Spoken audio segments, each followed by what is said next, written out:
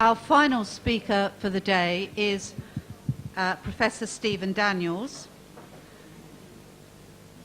Stephen is Professor of Cultural Geography at the University of Nottingham, where he's taught since 1980. He first began researching Repton in the mid-1970s as part of his doctoral thesis on industrial landscapes in Yorkshire. And this work was developed into his contribution to the 1980 Repton exhibition at the UEA Sainsbury Centre and at the V&A. His seminal book, Humphrey Repton, Landscape Gardening and the Geography of Georgian England, is a product of those years of work. Stephen's recent and continuing research projects are on the cultural geography of forests, rivers and suburbs, and more unusually on geography teaching in Georgian England. He is also co-curator of an exhibition entitled Art of the Garden to be held at Tate Britain in the summer of 2004, and this is to coordinate with the Royal Horticultural Society's Year of the Garden. And this will be the first major exhibition to examine the relationship of the garden and British art, and will not only bring together over 100 works by artists, but will also highlight several artists' gardens, including Ian Hamilton Finley's Little Sparta in Scotland and Derek Jarman's garden at Dungeness. Today, however, Stephen will be confining the scope of his lecture to gardens of the 18th and early 19th centuries, and will talk to the title Humphrey Repton Revisited, some new approaches since publishing the book, which sounds very exciting. Thank you.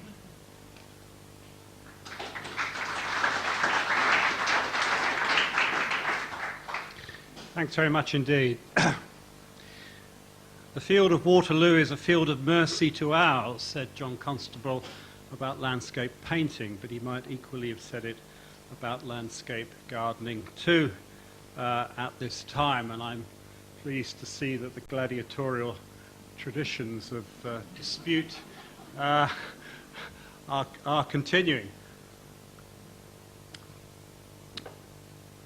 What I want to do today is to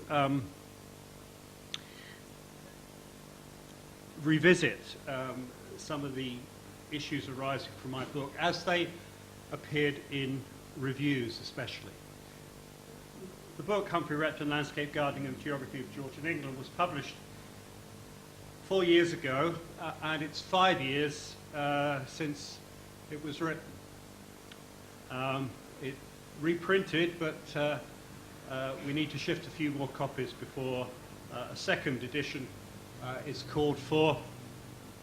But it's sold reasonably well. But what makes me especially pleased is that it has been reviewed widely, still being reviewed, and generally well, and sometimes very generously.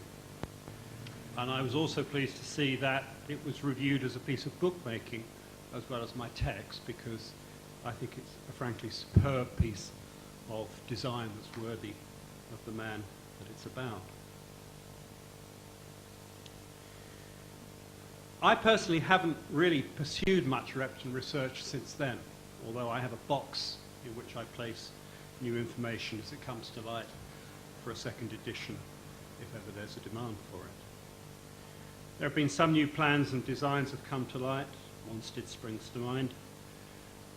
Some new, often speculative attributions. I seem to get a call a week, and so there's a need to update the gazetteer that I compiled with John Phibbs. Some well-known Repton sites have been subject to restoration nearby Russell Square, of course. And there's been new research, part of wider collaborative investigations into the history of gardens and landscapes, and I think I ought to single out the work of the London Parks and Gardens Trust on Wanstead. And there's been an interesting focus on called metropolitan Essex. And I think that in any, both in terms of the gentry, but also in terms of the commercial clientele connected to the East India Company. And I think in a future edition, Essex, I think, would deserve a separate chapter, although I would need to consult carefully with Fiona Cowell on this, because in the book, Essex tends to be a place that you pass through on the way to somewhere else.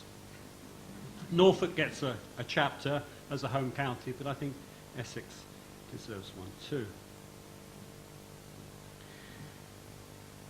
I want to emphasize that I think garden history research is a tremendously important area of research on the Georgian period generally. And that since really working outside of the field in particular, I'm aware that it doesn't really get the academic recognition it deserves, because much of it is not carried out by professional academics. But I think the profile needs to be raised.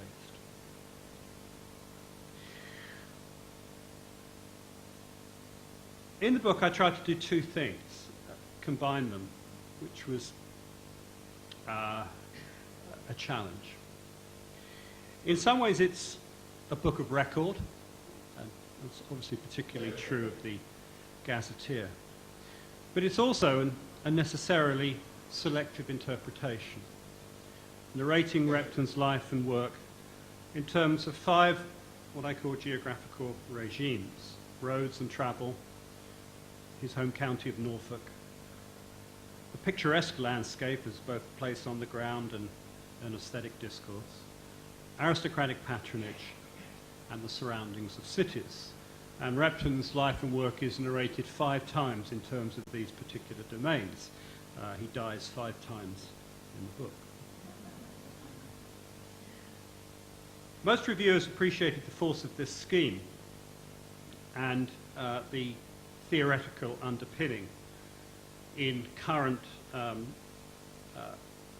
theoretical studies of lives, the self, and subjectivity. If I was to pick out a particular genre of it, I suppose I would call it geobiography, or biogeography is being used, it means something else, but it's the notion of living a life in terms of particular places, and in Repton's case, held together by his anxiety wherever he found himself. I could bring out this theoretical underpinning, and it was deliberately understated, lightly done, implicit, far too much for a few academic reviewers who missed this and saw the book as overly factual, empiricist, to use the dirty word.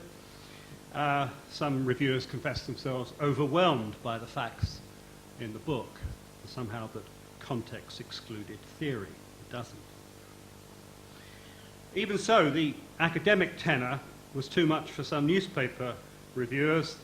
The Daily Telegraph commented that if they came across the term polite culture once more in the book, they would scrawl something impolite in the margins of the book, like one of Repton's clients did in the Red Book for Gaines Hall, over some of his more pretentious passages. But the point is, politeness is a key phrase of Repton's, as we've heard.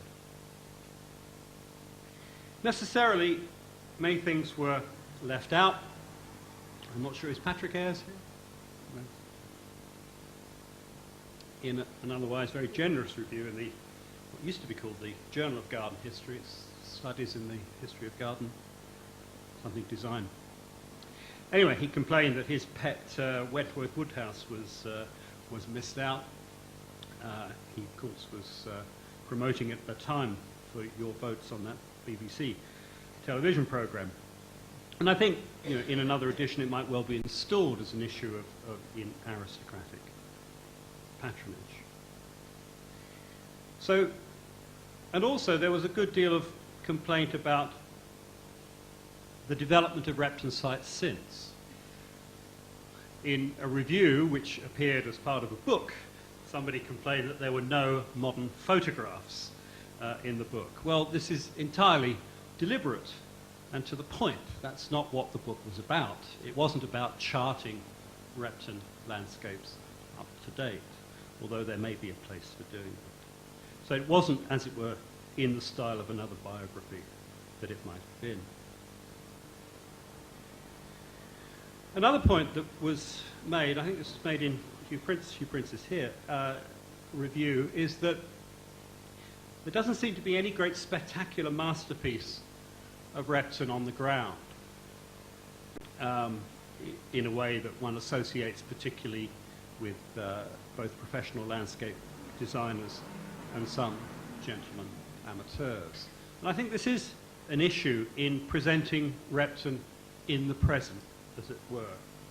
And it's become particularly an issue in, for a television program that I'm acting as advisor on at the moment. The BBC are doing a series of programs on the art of gardens next year, in which Repton features, and quite the degree to which Repton features will depend on a site they can find to do what they want with. And Repton doesn't respond to the helicopters and handle treatment of other spectacular landscape gardens. So there is an issue. And one of the issues of photographs too is that they do have the effect of diminishing Repton's contribution. And it's something about the medium, but it's also something about survival. I hear the program's going to be narrated by Dermot Gavin. That's the intelligence I hear. I'm not sure that the thing's in process. I want to bring up two issues that I would make more of, I think, in a further edition, and they happily emerge from the very interesting presentations today. Indeed, my notes are so scrawled over with my notes from presentations, it's hard for me to work out what precisely I was going to say, but many of the issues that I wanted to talk about have arisen today. And I guess the first point that I would want to make is that even though one person can offer an interpretation of Repton, necessarily the field is collaborative, and it's combative as well as collaborative. That seems to be entirely part and an integral part of what the field should be. And it seems to me some interesting new perspectives on Repton have been opened up today. And what I have to say about them will also be informed by the other things that I've been doing when I finally put Repton to bed, as it were, after 20 years or so living with it. The first thing, and some reviewers made this point, and it's something to do with Yale's superb standards of design, but also in modern reprographics, is that the way that is that Repton emerged really is rather good as a watercolorist when the details were blown up. This detail from the plan for Catton on the right is tiny. And what amazed us when we were working on the book is that tiny details of Repton would stand enormous enlargement, right? And become fine pictures almost in themselves, right? There's something that actually modern reproduction brought into view. And at the beginning of each chapter, we used some of these enlargements. And to pick up on a point that Andre made earlier, there's the figure of, well, who is it?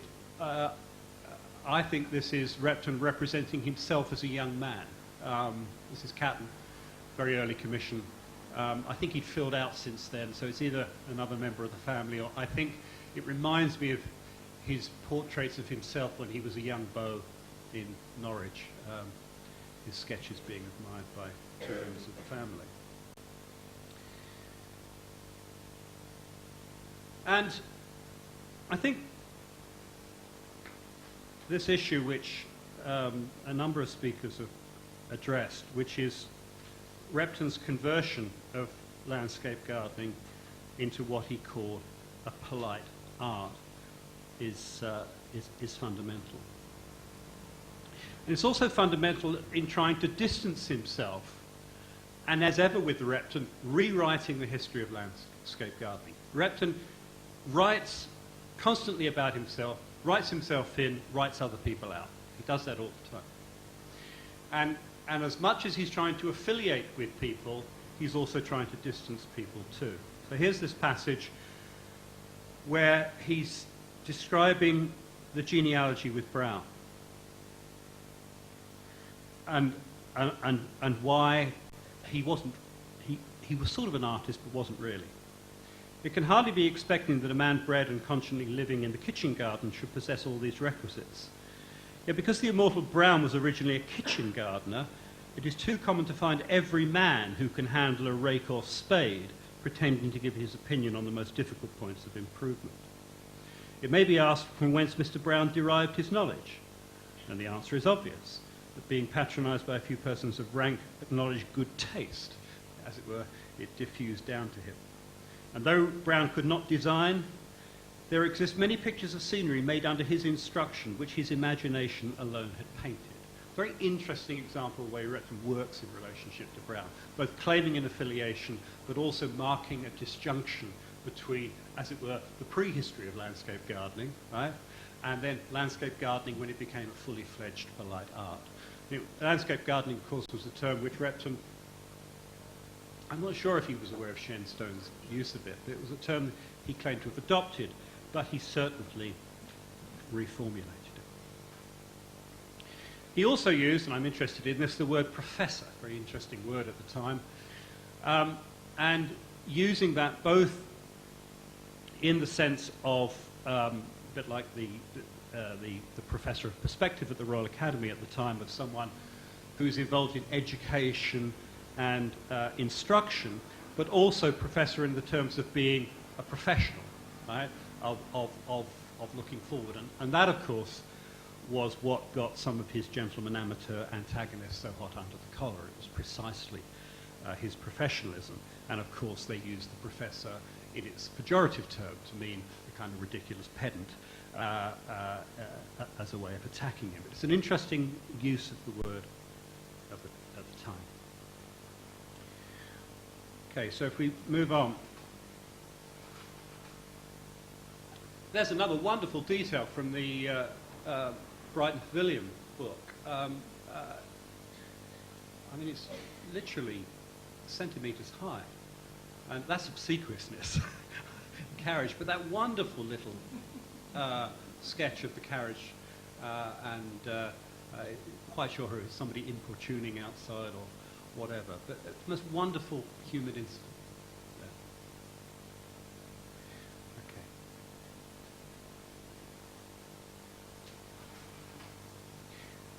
And watercolour at the time and drawing at the time was itself becoming commercialised in that there was a watercolour industry involved in the production of materials such as portable watercolour paints, but also instruction manuals too. So this is from an Ackerman with the great commercial printmakers and sellers of materials at the time, showing you how to draw, like a how to draw manual.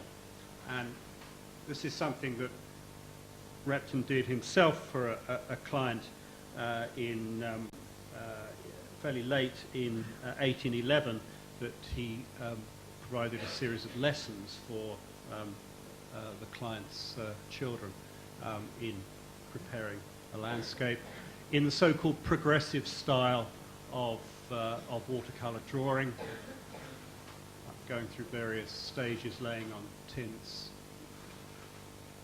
Oops, that's not it. Come back. So Repton himself, part of this pictorial culture. Andre this morning rightly drew attention to the importance of Repton's position in the map of pictorial culture of the time, is that we need to locate Repton in terms of topographical publishing. And there's a word I think we need to pay attention to, and that's the word design. When somebody produced a watercolour design in the 18th century, what was meant, we tend to think about it as a design for something to be realised on the ground or built. Watercolour designs were designs to be engraved for publication. That's what the term design meant. So when Repton produced watercolour designs, right, and he always had in mind, I think, publication. And So I'll give you some examples of this. There's famous, quite well-known engraving of Wyndham's seat in Felbrigg. And we can use that to think about transformations on the ground, and John Phibbs has. But we also need to think about the context in which it appeared. And that's Ackerman's shop. I'll just move on to show you how important the landscape arts were in terms of prints, and how the important site of Repton's work is London, as much as anywhere else. But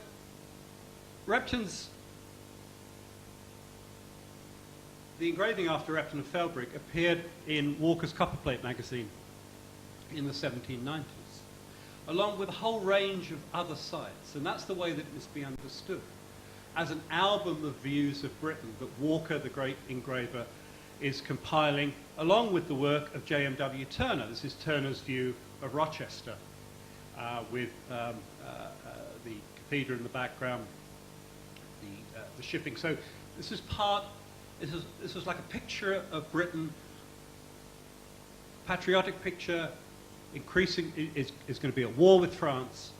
So Repton is part of a larger gallery of landscape images, which aren't just gardens. So you need to think outside the garden all the time. Not just Felbrigg, but also Gideon Hall appears there too in the same series. And often these engravings were issued together as pairs with one country house view and often one commercial or industrial view together as part of the same issue. This is Turner's view of the new canal built at Nottingham. And so there are a whole range of artists, some professional, some new artists like Turner. Repton himself was new at this time. Some amateurs too contributed to it. But what's interesting about Walker's Copperplate magazine is that as the years go on, so country houses occupy a decreasing proportion of the sites that are represented, to the point when it's reissued as the itinerant in 1800.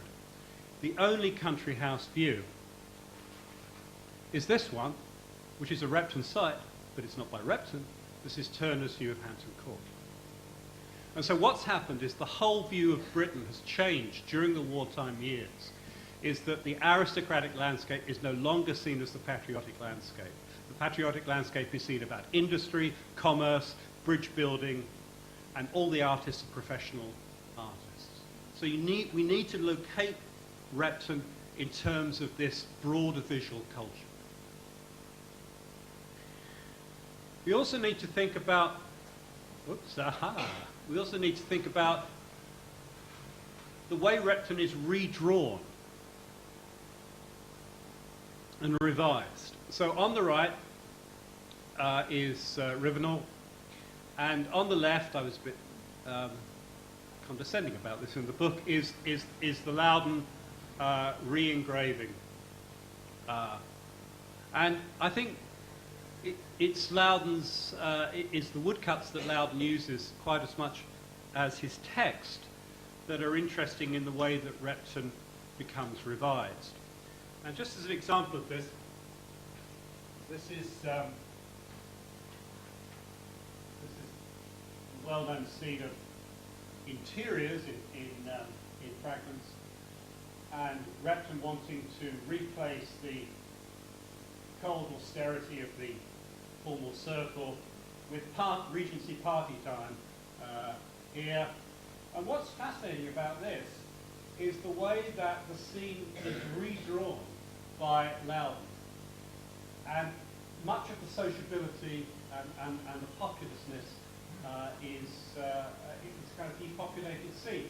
So this rather loose Mary Crawford figure with a heart, woman with hearts, are always slightly dangerous figures in Regency literature, and various kind of ages are all replaced. And this woman here, who is getting the attention of this young woman here, is completely abandoned here. So one of the things that would repay research is the way that Loudon redoes Repton in so many ways, repackages him, reformulates him, and the engravings seem to be a part of that. And that leads me on to the second point, and last point that I want to make. Let me turn off this.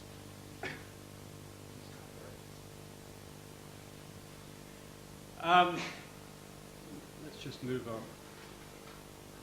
Right, and another point again, which I think I missed, and I was perhaps slightly unfair to Loudon, is that there's a long footnote when Loudon says he's not going to reproduce Repton's slides, and there's a long footnote by somebody who is referred to as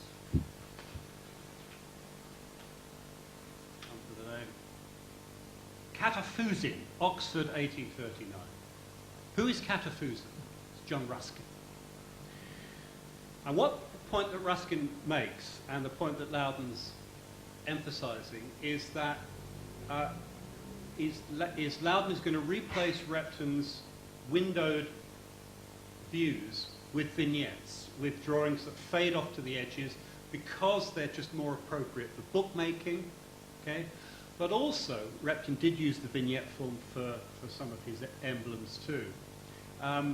But because, so Ruskin says, this is the natural way that we look when we move around a park, right? So not these fixed stations, but this is what it looks like when we move from place to place. So it's a very interesting revision, not just of the visual code, but also the visual experience that the code implies. That's what Ruskin really liked, which was Turner's vignettes, which this is one of Turner's illustrations to Byron, the Rhinish harbour town of Bacharach, which are tremendously sophisticated, compressed, and poetic. So I had a view that, in a sense, that Loudon was trying to reduce Repton in some way, but I actually think it was trying to work the other way. He was actually trying to bring out some of the poeticism of Repton too.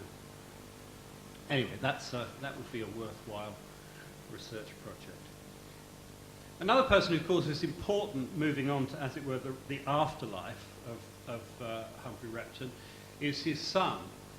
This is John Adye Repton's rebus bookplate. I think we must call him Adye because of the way the rebus works. And this would be another important way, because it was John Adye Repton who was bequeathed most of Repton's manuscripts, including the material for the memoir, and it was he who probably contributed the opening biographical notice to Loudon's works. And the point that's made there, and it really relates to this issue, is that what is the Repton work? Is it work on paper or is it work on the ground?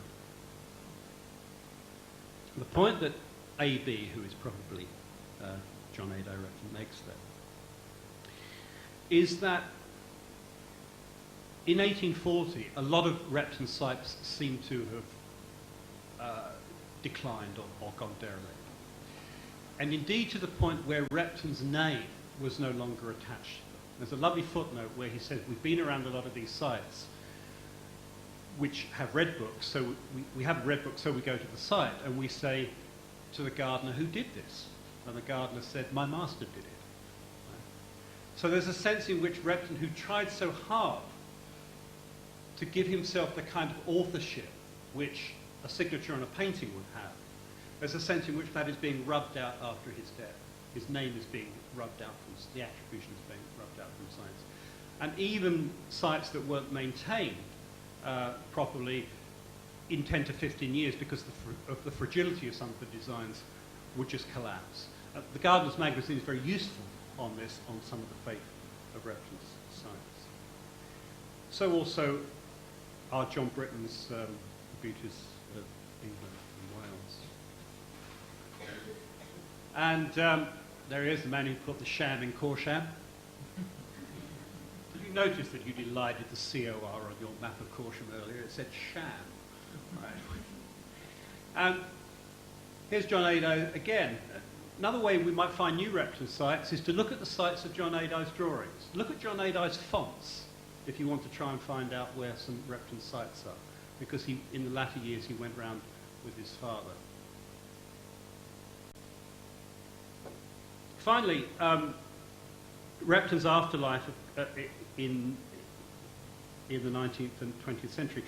Another interesting field would be, one reviewer said, well, how does Repton's landscape gardening inform modern landscape art practice, landscape architectural practice? What is the connection? Well, one of the ways of looking at it is to look at the 1907 reprint edited by John Nolan in Boston. John Nolan, great landscape architect, Harvard School of Landscape Architecture. Very interesting. He used the first two books of Repton, not Fragments, which was probably far too melancholy and antiquarian for their tastes. He tended to call Repton a professional colleague and a man of nature, rather kind of early 20th century locutions. But it'd be very interesting for working out the way that Repton feeds into what became known in the States as modern landscape architecture. And at the same time that Nolan is editing Repton, he's compiling a book called Replanning the Industrial City, which is a study of Reading in Pennsylvania. So if we're interested, as I increasingly am, in Repton's afterlife, because he's always represented, even in his own time, you can't disentangle the reality of the man from the way that he's portrayed, then I think that would be useful. And no less useful would be the way that, in a sense, country life picked up on Repton in the early 20th century, and the way that it became part of that country life ethos, which, of course, leads straight into Dorothy Stroud's book. And I couldn't exempt my own book from the same kind of treatment, too. And finally, I think it strikes me that Repton is both ubiquitous and elusive. He's both flagrant and fugitive. It's hard to pin down. There's a kind of, what percentage of Repton, right? It's that kind of exercise. But on the other hand, there is a sense in which Repton is everywhere, in which Reptonian style and sensibility have diffused in interesting and complex ways throughout the culture of landscape and the sensibility of landscape right up to our own day. And I'm very interested in the way we try to track that today. I'm particularly pleased that Repton is still alive and well. Thank you very much.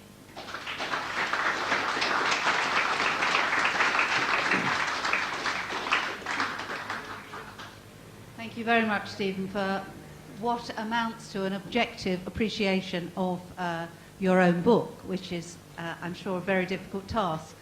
I hope that we are able to see a reprint in the not-too-distant future. Thank you. Can I now ask the speakers to come up to the front, and we will have a question and answer session and an opportunity for the audience to make their own views.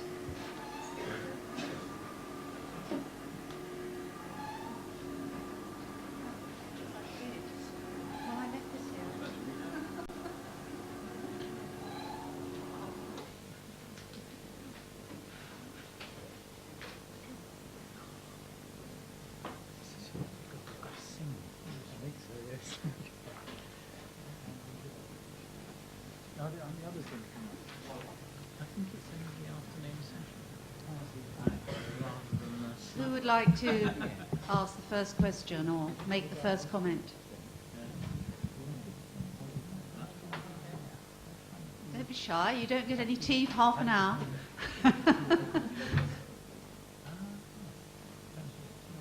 Yes.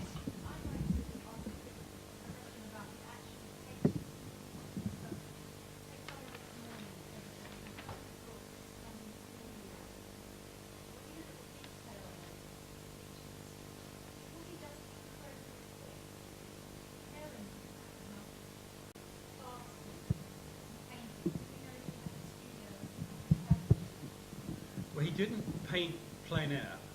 He mostly did pencil drawings or pen sketches on site. He would work up, like most artists did, he would sketch in a sketchbook and then work up in watercolour himself. I think he was helped by his children. There are some drawings by his children. This is some of the detail, I think, particularly by his children. Where the help particularly came in and where he was particularly exacting was on the colouring of the engravings. And I think I'm right, it's one of the reasons Sketches and Hints was delayed so long is that they, I mean, they're all hand done by children, isn't it? It's like armies of skilled children, but he oversaw this, and he was particularly meticulous about it, because this was going to be how he would show to the world. There's a story, do you know if it's true, Stephen, that Turner worked for him? Ah, right. Mackenzie. Okay. Thank you, Q. Can I, if I can? Mackenzie says. Yeah. Okay. Here we are. Notes and queries. Thank you, Johnny, for that feed. 1862. This is wonderful. Mackenzie, the architectural draftsman, it says here, was a pupil of the elder Repton, the architect of Romford, in which office also was the late great painter Turner. And there was a fashion for colouring architectural drawings, and Turner refused to comply, right, to the colour code. Repton angrily desired him to alter the drawing and do it properly, but Turner flatly refused, sticking that he never saw such a thing in nature and would not do it, so they quarrelled and parted. Query, right, says Notes and Queries. In this case, supposing Repton had acquiesced in the innovation and Turner had got money enough to live comfortably by tinting architectural drawings, would he ever done anything else? Would not the enjoyment of the certainty of mediocre comfort have kept him where he was and deprived the world of the greatest landscape painter poet that ever lived? But do you think it's true? It's chronologically, it's just possible. That's possible. It's just possible. And Repton, of course, famously, well, he as ever, he said it more rancorously in private than he did in public. But at Somer Hill, he lashed into Turner's picture of Somer Hill as not being a proper landscape at all. He was more conservative, although Girton did supply the drawings for Harewood. Yeah. So. And he didn't do much of the architectural work either, didn't he? I mean, didn't G.S. Repton do a lot of the architectural sketches for him? Yeah. So he kept out of architecture generally. J.A. J.A. as well as G.S. J.A. mostly after 1800. G.S. did a lot of the Brighton ones, didn't he? Yeah, so I think he did outsource, as they say. Thank you. And yeah, Susan. What proportion of red books is on open access to the average scholar? And how many, I mean, in contrast with how many are in private hands and how many are in, say, record offices or libraries, public access? I don't know. I mean, we've heard of or come across getting on for 150 at the outside, I'd thought. And of those, I would have thought, I don't know, Hazel would contribute too, but I'd have thought maybe 30 were in the public domain, 30 or 40, something like that. What about Andre? Andre would. Andre. If you go to the homepage of the Historical Manuscript Commission and type in record, it will give you all the red books that are on open access.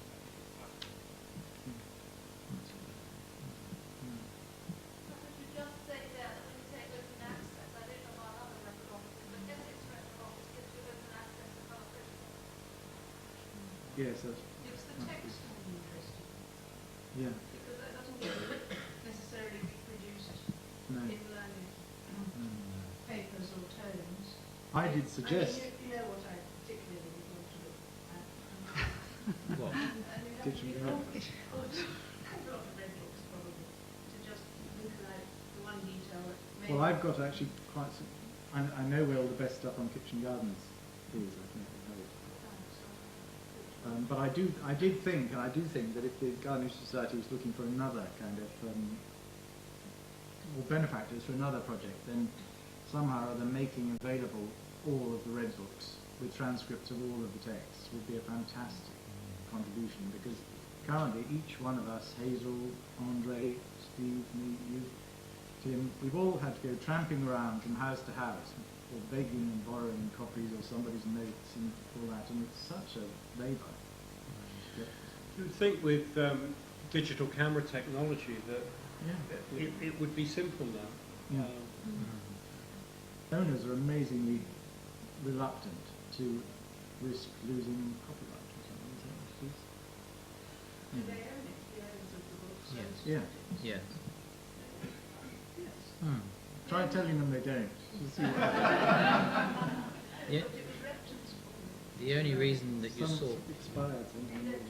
the only reason you saw the long lead slides in my presentation was because I had to do 2 of each one to give to the house, and then had to pay the fee for working there, and then had another fee if I'm going to publish it. So, I mean, but that's the Marquis of Bath for you. They want to make money. They do get a bit more nervous these days because they're now very valuable. Is that you know, when Dorothy Stroud was going around, I mean, I think they weren't seen as valuable things, but they command, as we know. And the problem is that once upon a time, local record offices could buy red books. They're completely out of their pocket. But generally, Did you have another comment? Yes, I just on wanted this? to ask which would be the most valuable, a transcript or a digitized copy? Oh, digitised copy. yeah. Well, why not both? Why not fussy? I mean, a transcript means that you can search it. I asked because Yes. transcript would be more useful if editions could be something Yeah. rather than merely digitized transcript that might be accepted. Got another comment over here. It's great saying something when you can't see Do you want 9/10 of the people. Come forward. If you can't see 9/10 of the people who are somewhere around the corner, it seems to me that there is just the most phenomenal waste of time and effort of having to go and do what really are very basic things, because in some sense or other we're not sharing resources. I started 15 years ago, and when Stephen Daniels' book came out, it was just an absolute revelation to me. There were all the Ordnance Survey good references. I could actually find some of these things. And then you go to, for example, Blaze, and Bristol Public Library has published a complete facsimile. If you go traipsing around, and you find there are all sorts of bits and pieces. Alan Tate did the Valleyfield one in Scotland, and just on and on and on, you find there's an awful lot there, but you're wasting a phenomenal amount of time. Now, I'd have thought the argument is that we use the internet for relatively low quality capture of what we can, and that's fairly economical, but it'll be low quality because it's only going to be 72 dots per inch with a transcription of the text where possible. I've done the Sundridge one, and if we can find who's got what, I'm sure we could build a resource. I'm an information systems designer, so I'm interested in the metadata architecture which is needed to make all of this work. I think we really do have a possibility to begin to pull something. And it's only 15 years away before we get to the 250th anniversary of Repton's death. Knowing the speed things happen in Britain, we better start now if we want to build something decent for 2018. Well, I couldn't agree more. We've all done it, and when I suggested it, I did feel that it needed the letterhead of the Garden History Society to assure owners that there was no fiddle going on. And the Garden History Society, I'd love to see them. Is anyone here on the Ed and Pub Committee? Me, I know. That's the, why I'm the looking. nice man. Speak to me. But I mean, you really are a nice. I think before the pistols come out, are there any other questions? Can I just get a follow-up comment, really, is that the Whitton Red Book is on the web and looks fantastic. Yeah, yeah, It really looks wonderful.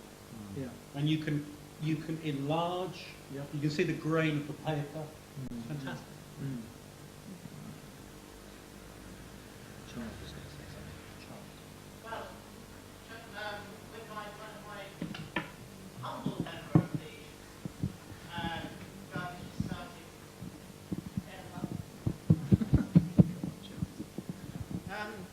as a foot soldier of the Edinburgh Pub Committee, I'd be very happy to take forward this project. As Dominic mentioned earlier on, we're hoping to get the peacock prints out, which would be a great resource. I mean, I hope you've been able to have a look at them and see, as we've been told, the detail which you can blow up. I mean, what maybe hasn't come out of this lecture is the actual sizes of those peacock prints, which are about 1 inch by 2.5 inches. As you can see from the enlargements we made for our display at Hunter Court, they blow up enormously well, and the wealth of detail in them is fantastic. If out of this conference we could get some papers together which would be only published on the web at this stage, but again they could be very easily published on our website. I know not everyone has written their text down, John, but otherwise they may be possible to do that. And if we could get a separate Repton area on the website going, we'd be very happy to coordinate that. So maybe out of that, if anyone knows of Repton material available in the Red Book line or whatever, that we can link straight through to, it would be invaluable. We did find earlier in the year that Dunbarton Oaks was selling off their double-issue copy of a Red Book very cheaply in a facsimile form. Remaindered. Oh no, it wasn't remaindered. It was only for a very short period. They put it back up in price again now.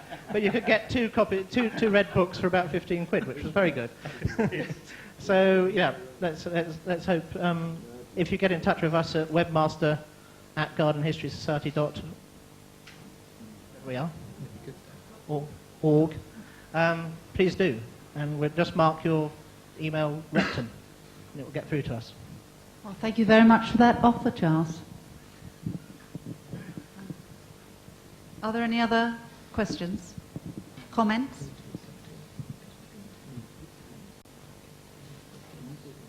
No? Yes? Fiona?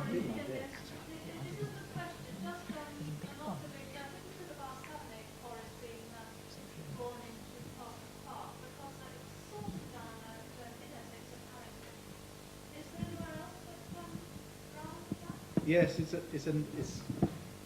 just hasn't got a clue. It's just not there. I mean, the relationship between park and forest is often with an avenue, as at Tottenham, linking the two, is classic brown treatment, and it's the development of the forest as a sort of hunting wood. And Castle Ashby is another very good example of Yardley Chase linked to the park. If you want a really neat, clever one, Moccas Brown makes a park around the house with the deer park up on the hill and links the two. Well, the avenue is a little bit later, but the two are linked then by an avenue, and so that he's effectively making the deer park a kind of a forest experience. And to me, what's very interesting is not the link between the two, but the degree to which the two are not linked by Brown. But so to Moccas, he puts a sort of belt between the two, which didn't have to be there. But that's all much more about Brown than about Repton. I think what I was saying about Tottenham, Fiona, was that he doesn't manage to do it, not because he's inept, but because it's impossible to do, because it's such a huge site. When I said it's probably the largest site he ever worked on, it probably is. It's miles and miles. And when you've got an area of common land where you have to keep it common for grazing, there are certain constraints on your design process anyway. That was the point I was making. Yeah. I'm not a garden historian. This is I'm a modernist art historian. But I once came across a quotation or a reference which was assigned to Repton, in which he appears to have recommended or conjectured the possibility of a garden of gardens with different kinds of sub-gardens within this garden. In such a way that actually it sounded rather like modernist collage. And this intrigued me, and I've not heard anybody mention anything remotely like this today, and I wondered if I've made a mistake or if somebody knows this reference. Where have you found it actually? Where is he written about it? Well, that's the point. I don't know. That's what I'm asking. He certainly did them. He said, I mean, Ashridge is famous. Cassiubury is another one. Hazel know better than me. Woburn is another one. They're his late works. Wouldn't that be true, Hazel? Yes. More or less? I mean, I should say the obvious one is Nottingham. He also did it to a certain extent slowly. Yep. But there are a number of other compartmental gardens where he does a series of gardens around but Ashford is the most well known.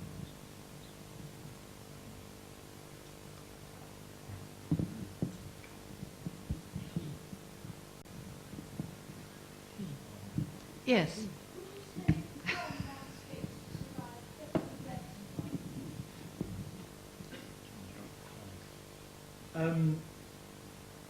It's a very difficult question. I think we get a sense that brown landscapes have survived better because Brown had a much greater sense of the overall coherence of a landscape. So even where the detail is gone and there are houses built all over the walled garden at Compton Burney and so on, you still get a sense of a kind of integrity.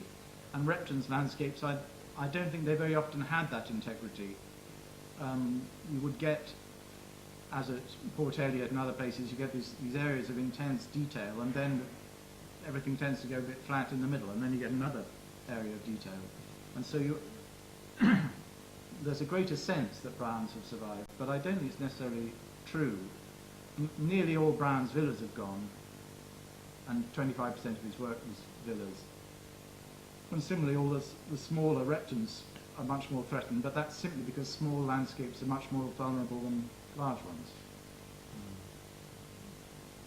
Thinking of probably the best Repton one, in my view, that survives, and picking up on what Stephen was saying about how difficult it is to televise this, particularly from the air if you're going to do a time flyers on it, the obvious one to go for would be Blaze, because almost everything was carried out, and almost everything survives, even if it's rather fragmented. And with that fantastic gorge and the mock castle and the new villa, it would have worked brilliantly on television. And you could do a steady cam all the way down the carriage drive. Even, get a carriage down the carriage drive. You can't. His drive is completely planted over. His drive is there, but it's not the one that... It's not the one that's there that we walk. No. It's just conforms to the map, though, doesn't it? No, it doesn't. Right. On that happy note, we were hoping we might generate a little bit more acidity this afternoon. But you're all too nice, aren't you? Polite is the word, isn't it? I think, unless anybody has any other... Oh, they have. Yes.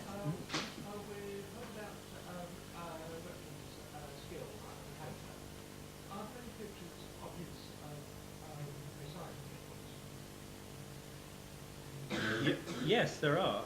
There's an album in Norwich, the Colton album, of Repton's watercolour drawings before he was a landscape gardener, and sometimes at the same time. Yes, that's the best place I know to see his work. He did try and do one of those, produce pictures for one of those tours. I think for a Welsh tour, he pitched for that. It didn't happen. But yes, there are other earlier stuff. Right, before I hand over to Dominic to close the conference, I'd like to thank the speakers in this afternoon's session, and also to remind you about the Repton trade card that Michael has, if you want to look at it during tea. But can I first of all hand over to Dominic?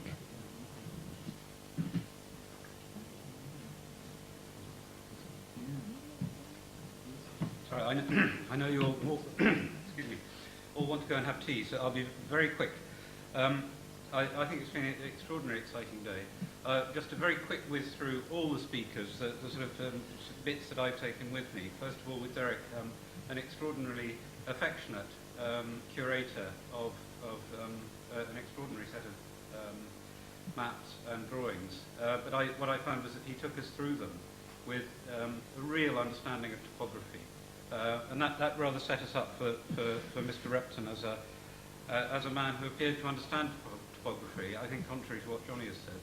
Andre then had an absolutely, for me, riveting revelation about his unbiased assessment of place leading to opportunities, and actually used the word, I think almost used the word, landscape characterization, which of course is now a recognized field of study in its own right.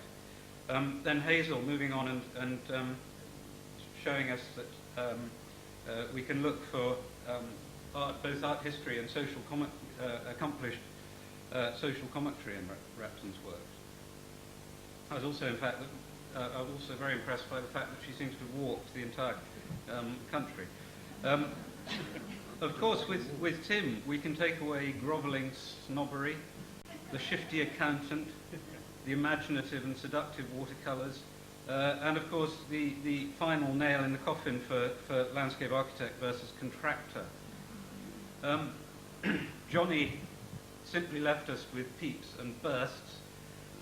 And Stephen, I think what I've taken away from Stephen is not only that Repton is still alive and well, but his impassioned plea for garden history as a properly recognised area of professional research.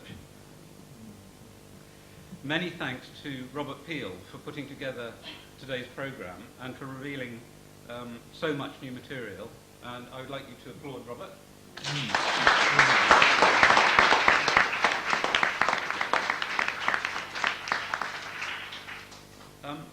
I'd like to reassure you, or maybe not, that the television programme to which Stephen referred is actually being made with the involvement of the Garden History Society. It's actually a celebration of 200 years of gardening, again for the Royal Horticultural Society. It's actually been a project in which 6 new gardens have been created at Harlow Carr through that period. And whether it's reassuring or not, I have actually been the designer for those 6 gardens. We have been exploring Mr. Repton's character, which I can now reveal that we have all been most impolite, since we have today in the audience his great-great-great-grandson. And I'm delighted to say that he also bought the last copy available of the Mr. Repton by Keisaneki. We also have three subscribers for the Peacock Nigel Temple project. So anybody else who wants to come up and put their name down, be very welcome. And as has been mentioned, we are certainly hoping to publish proceedings of today's proceedings in a future copy of the journal. So finally, thank you very much once again to all the speakers. Thank you to the Architectural Association for hosting us. Most of all, thank you all for coming, and we'll see you at the next one.